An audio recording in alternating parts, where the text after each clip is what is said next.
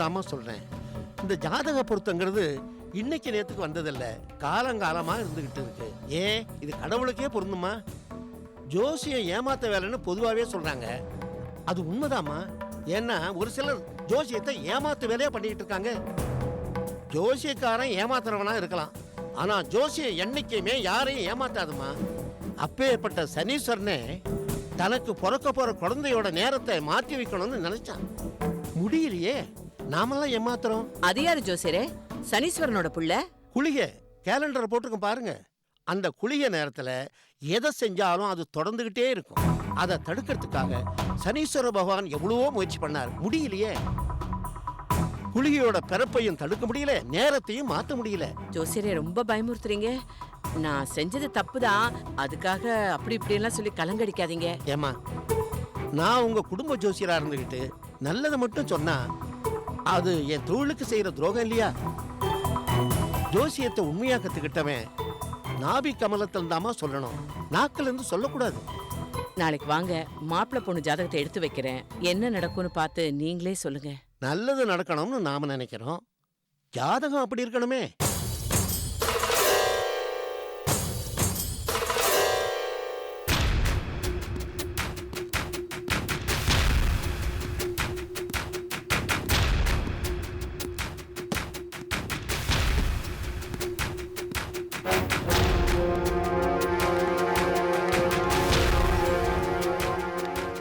என்ன நீலாம்பரி, இது புது பழக்கம்?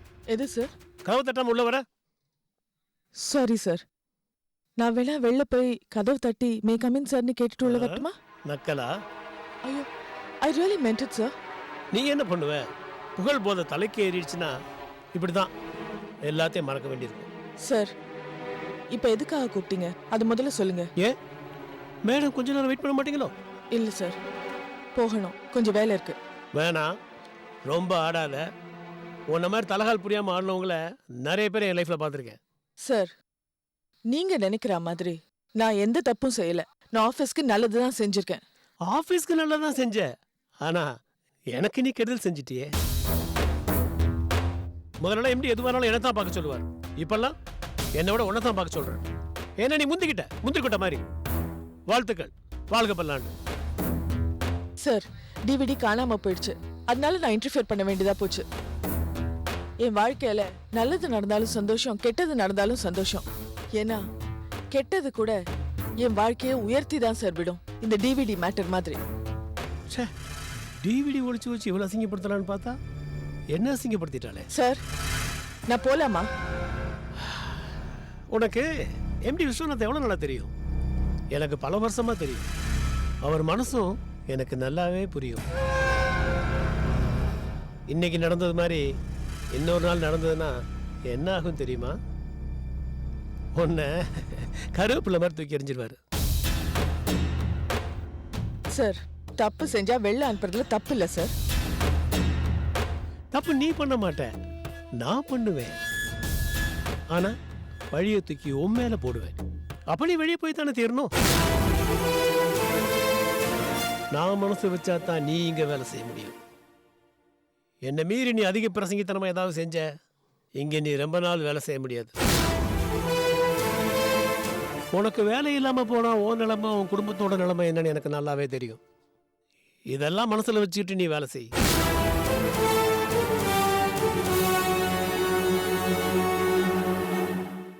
ஆபீஸ்ல நான் இல்லைனாலும் எல்லாத்தையும் நீயே பார்த்துக்கோ, எந்த முடிவானாலும் நீயே எடுத்துக்கோன்னு பாஸ் சொல்லிட்டதுனால ரொம்ப ஆடாத.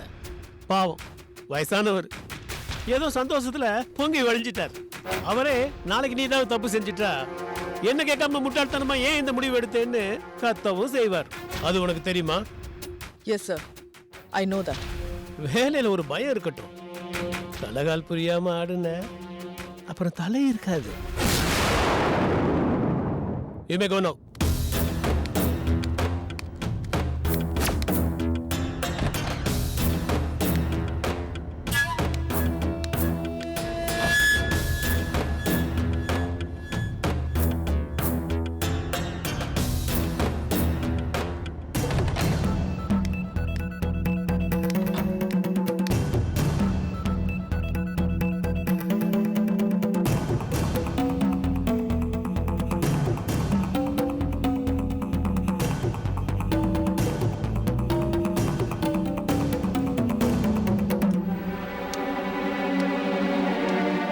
என்ன அந்த ஆள் உன்னை திட்டினானா?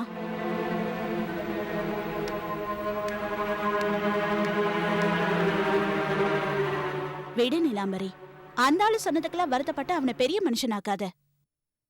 இல்ல மஞ்சு, நம்ம வேலை நம்ம செய்யறது சில பேருக்கு பிடிக்க மாட்டேங்குது. அதுவும் மேனேஜர் போஸ்ட்ல இருக்கிற ஆளு அவரையும் இப்படி எல்லாம் பண்ணோம். கம்பெனியை பத்தி கொஞ்சம் கூட கவலைப்படாம நான் எது செஞ்சாலும் பர்சனலா இப்படி எடுத்துக்கிறாரு. என்ன பிடிக்கலனா அட்லீஸ்ட் நான் செஞ்ச வேலையாவது அப்ரிஷியேட் பண்ணலாம்ல. ஆமா, உன்னை அந்த ஆளுக்கு பிடிக்கலன்னு உனக்கு யார் சொன்னா? உன்னை ரொம்ப பிடிக்கும், ஆனா உனக்கு அந்த ஆளை பிடிக்கல. மஞ்சு என்ன பேசுற? ஹே, நான் அப்படி சொல்லலப்பா. அந்த ஆள் நினைப்பு அப்படின்னு சொன்னேன். தனக்கு ஒத்து வராத ஒருத்திய எதுக்கு அசிஸ்டன்ட் மேனேஜரா வச்சுக்கணும்னு அவன் நினைக்கிறான். உன்னை ஏதாவது ஒரு காரணம் சொல்லி வேலையை விட்டு தூக்கிட முடியாது. ஏன்னா நீ எம்டியோட ரெக்கமெண்டேஷன்ல வந்தவ. அதனாலதான் உன்னை இப்படி டார்ச்சர் பண்றான்.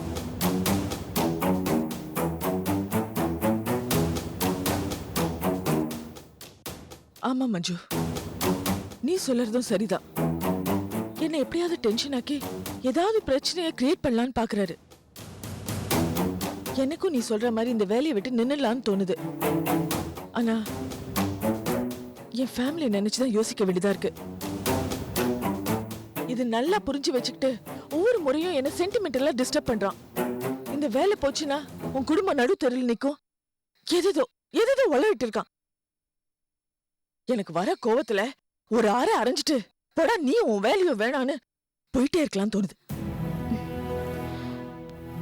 நீலம்பரி, நீயே வேலையை விட்டு போகணும்? உன் கோவத்துல நியாயம் இருக்கு. நான் ஒரு சஜஷன் சொல்லவா? நீ எம்டியை போய் பாரு. கம்ப்ளைண்டா சொல்லாம ஒரு இன்ஃபர்மேஷனா இது அவர்கிட்ட சொன்னேன்னா நிச்சயமா அவர் பூ மேல ஆக்ஷன் எடுப்பாரு. இப்படி திடீர்னு சொல்லி எம்டி மேனேஜரை தூக்கிட்டா அது கம்பெனியை தானே பாதிக்கும். மேனேஜர் இல்லாம ஆபீஸ் எப்படி? அதான் எம்டி எல்லா விஷயத்தையும் இண்டிபெண்டன்ட்டா உடனே ஹேண்டில் பண்ணிக்க சொல்லிட்டாருல, அப்புறம் என்ன? இல்ல மஞ்சு, கோவத்துல நான் ஏதாவது சொல்லி மேனேஜர் வேலை போயிடுச்சுன்னா அவருக்கும் ஃபேமிலி இருக்குல்ல. அந்த ஆளு குடும்பஸ்த மாதிரியா நடந்துக்கிறான். வீட்டுல ஒரு வயசு பொண்ணை வச்சுக்கிட்டு ஆபீஸ்ல என்னமா ஆட்டம் போடுறான். இவனை மாதிரி ஆளுங்களை எல்லாம் பார்க்கும்போது குடும்பஸ்தங்க மேல இருக்கிற மரியாதையே போயிடுது. இங்க பாரு நிலம்பரி, நான் மறுபடியும் சொல்றேன், அந்த பிரசன்டேஷன் டிவிடியை திருடினது, ஃபைலை டெலிட் பண்ணது எல்லாமே அந்த பூவோட வேலையா தான் இருக்கும். இதே நம்ம எம்டி கிட்ட போய் போட்டு கொடுத்துடலாம். இல்லைன்னா அவன் சும்மா இருக்க மாட்டான். மறுபடியும் உன்னை இப்படிதான் டார்ச்சர் பண்ணிட்டு இருப்பான். இந்த ஒரு தடவை விட்டுடலாம் மஞ்சு. அவனுக்காக இல்லைனாலும் அவன் ஃபேமிலிக்காக. அடுத்த தடவை இப்படி ஏதாவது சில்மிஷமோ திருட்டுத்தனமோ செஞ்சான்னா நானும் பொறுத்துக்க மாட்டேன். அன்னைக்கு இருக்கு அந்த ஆளுக்கு.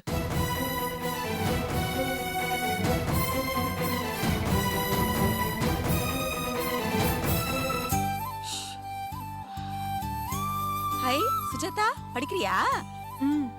குட், இப்படிதான் இருக்கணும். யாரும் தொந்தரவு பண்ணக்கூடாதுன்னு மாடிக்கு வந்து நல்ல பிள்ளையா உட்காந்து படிக்கிற பாரு. இதுதான் படிக்கிற பிள்ளைக்கு அழகு. சில பசங்க இருக்காங்க, படிக்கிறேன்னு சொல்லிட்டு மொட்டை மாடிக்கு வந்து உட்காந்துக்கிட்டு கண்ணை மட்டும் புக்குக்கு கொடுத்துட்டு கவனம் எல்லாம் அந்த பக்கம் யார் வராங்க இந்த பக்கம் யார் வராங்கன்னு பாத்துக்கிட்டே உட்காந்துட்டு இருப்பாங்க. படிப்புல கோட்டை விட்டுருவாங்க. அது எப்படிக்கா எல்லா விஷயத்தையும் புட்டு புட்டு வைக்கிறீங்க? சூப்பர்க்கா நீங்க.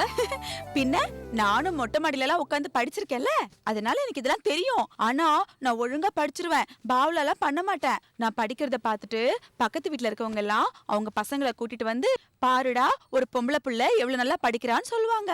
அது மட்டும் இல்ல, அந்த பசங்க எல்லாம் என்ன சைட் அடிப்பாங்க. அப்போ நீங்களும் நிறைய சைட் அடிச்சிருக்கீங்க.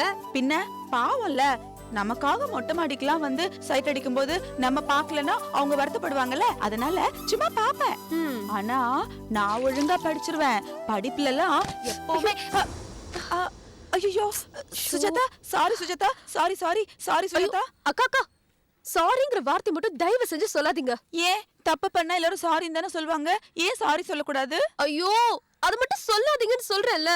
அதான் ஏன்னு கேக்குறேன். எல்லாம் உங்க தம்பி கதிர் பண்ண உபயம்தான். ஏன் தம்பி கதிரா? ஏன் அவன் என்ன பண்ணா? Out. I said get out.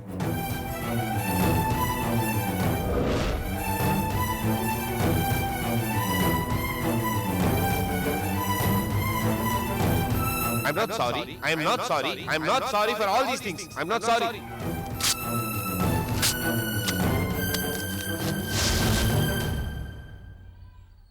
அப்பா சாரிங்கிற ஒரு வார்த்தைய சரியா யூஸ் பண்ண தெரியாத ஒரே மடைய என் தம்பியா தான் இருப்பான்.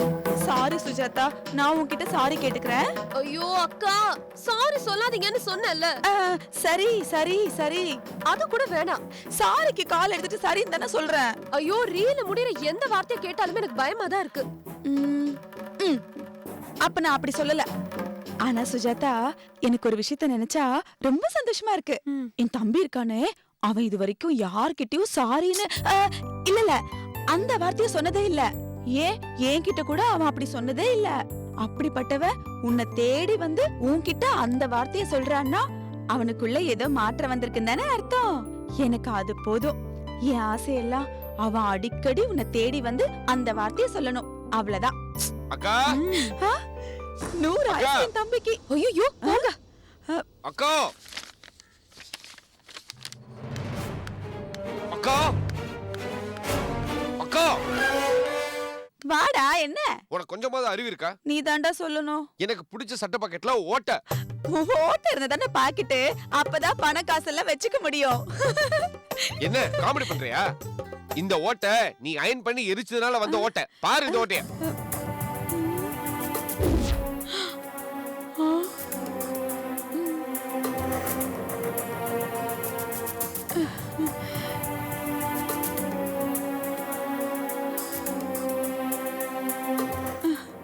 ஆமா, கொஞ்சம் பெரிய சைஸ்ல தான் எரிஞ்சு போயிருக்கு. சரி போகட்டும். நான் வேணா இந்த பாக்கெட் எடுத்துட்டு தச்சு கொடுக்கவா? கொஞ்ச நேரத்துக்கு முன்னாடி நீ தான் நக்கலா சொன்ன பாக்கெட்ல ஓட்ட இருந்தாதான் ஏதோ வைக்க முடியும்னு. இப்ப பாக்கெட் எடுத்துட்டா என் பேனா, கம்பெனி ஐடி, லைசென்ஸ் இதெல்லாம் எங்க வைப்பேன்? அதான் பேண்ட் பாக்கெட் இருக்கே. பேண்ட் பாக்கெட்ல ஒரு பக்கம் நான் போனை வைப்பேன், ஒரு பக்கம் நான் கர்ச்சீஃப் வைப்பேன். இதெல்லாம் போ நான் எங்க வைக்கிறது? உன் தலைமையில வைக்கட்டா? வேணா கதிரு, உன் போனுக்கு தான் எந்த காலுமே வராதே. காலே வராத போன் எடுத்து என் தலையில வச்சா என் மண்டை கொடையும். சீரியஸா பேசிட்டு இருக்கும்போது ஜோக் அடிக்கிற நீ. சரிடா, இப்ப பாக்கெட்டு எரிஞ்சு போச்சு. என்னதான் பண்ண சொல்ற? எனக்கு தெரியாது. தப்பு பண்ணது நீ. என்ன பண்ண நீ தான் யோசிக்கணும். நான் வேணா உன்கிட்ட அந்த வார்த்தை கேட்டுக்கவா? எந்த வார்த்தை? அதான்டா, தப்பு பண்ணா சொல்வாங்களே அந்த வார்த்தை.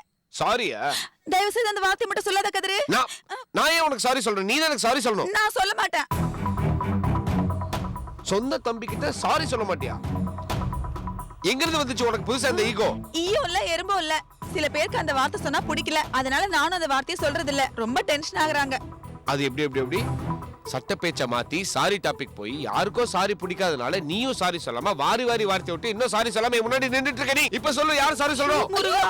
அந்த சட்டையை கொடுங்க, நான் வேணா சரி செஞ்சு கொடுக்குறேன். ஒண்ணும் வேணாம், இந்தா சரி பண்ணி கொடு. நீங்க செஞ்ச தப்புக்கு நான் சரி பண்ணி கொடுக்குறேன்னு சொல்றேன். அதெல்லாம் வேலைக்கு ஆகாது. என் சட்டை. ஐயோ கதிரு, உன் கால்ல விழுந்து கேட்டுக்கிறேன், இதோட இந்த பிரச்சனையை விடு. சுஜாதா ஃபேஷன் டிசைனிங் படிக்கிற பொண்ணு, அவ ஏதாவது நல்லா தச்சு கொடுப்பா. நீ வாடா போலாம்.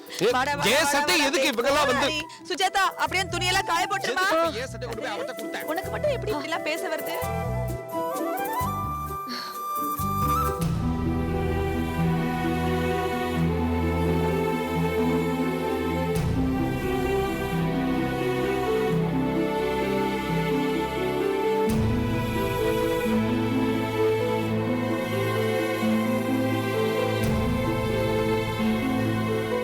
இந்தாங்க.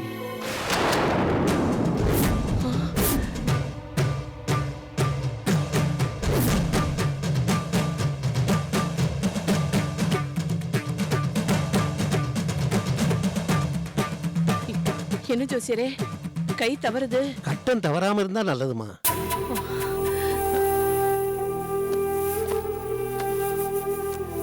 உட்காருங்க. சாய்ராம்.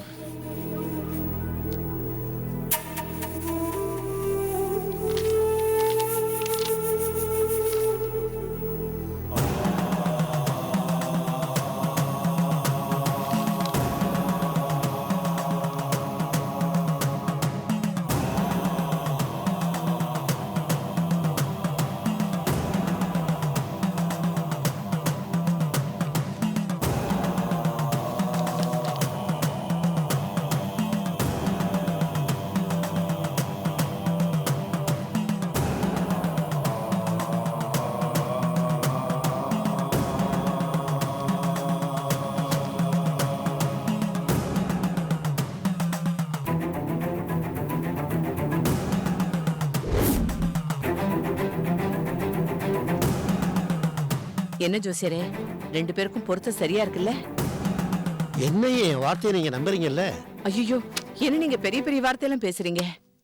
என் குழந்தைங்க பிறந்து வளர்ந்ததுல இருந்து, நாங்க முதல்ல ஃபேக்டரி ஆரம்பிச்சதுல இருந்து, என் பையன் இன்னைக்கு ஃபாரின்ல பிசினஸ் பண்ற வரைக்கும் ஒவ்வொரு விஷயத்தையும் நாங்க உங்களை கேட்டு தானே பண்றோம். எதுவா இருந்தாலும் சொல்லுங்க ஜோசியரே. இந்த கல்யாணத்தை உடனடியா நிறுத்திருங்கம்மா.